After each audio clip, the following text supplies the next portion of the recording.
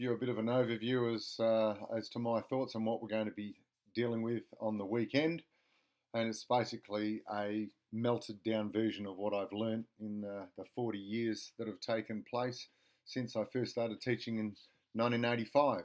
So, as you can see, I've got a bit of an overview here. The main areas I'm going to concentrate on in this little summary are numbers 2, 3, 4, and 5.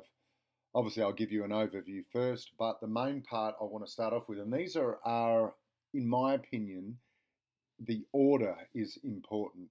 So I've started with behaviour modification, which is basically how to get a kid to concentrate, or a teenager, or an adult for that matter, especially when the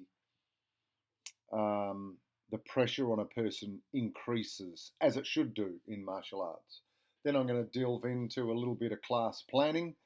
That'll take about a total of half an hour. Now, the bigger section is areas of coaching that I have found I have come back to all the time. Some of it is tried and true and traditional, and some of it's groundbreaking, but I'll give you a bit of an overview of that in a sec.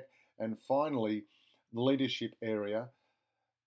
Once your student database reaches a certain stage, whether someone likes it or not, if they're any good at teaching, they're going to have a problem with numbers, as in so many kids they can't handle, they can't teach them all themselves. So that's where you need to be able to identify methods of creating a leadership structure or a hierarchy underneath you. Anyway, let's have a look at it in a bit more detail. So, as you can see with my focus on behaviour and behaviour modification, this comes from my teaching ability as a school teacher. I've worked out that the ability of a person to concentrate is pivotal in getting them to be able to control their emotions and therefore make good decisions under pressure. Once they can make good decisions under pressure, we can talk to them about how to make good decisions in the dojo, whether they're doing a stand-up or a ground type curriculum, and therefore we link them later on to life. I've included some research on concentration, and the one I focus mainly on is the marshmallow test, but we talk about that later on. There's a bit more research. So my details in being able to modify someone's behaviour so that they can get through in martial arts and do a good job is I talk to the instructors about proximity, adding a name, appropriate touch, how we model correct behaviour, and as you can see there I'm pointing to a kid sitting upright, how we get them to progress. And finally, I spend a little bit of time talking about our character delivery system. It's our system of being able to deliver a character modification program. Then I get into class planning and I break it down. I talk about where I have come from, how my class planning has changed, when to follow a plan, when to break free from a plan. You can have a quick read of that. I probably won't go through too much about performance assessment at the bottom. As you can see, I can deal with attendance and quit rates and standards and what have you.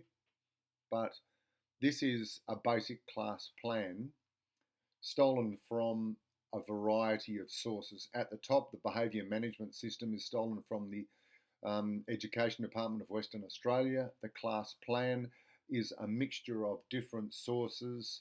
A large part of it is from Straight Blast Gyms and Matt Thornton. So I'll explain more about that as we get into it. Then we get into coaching. And I've got a series of things that I tend to come back to all the time. Live drilling, mnemonics, heuristics, spaced learning is an educational term, and an important one is stress inoculation. So that is our coaching part of the program.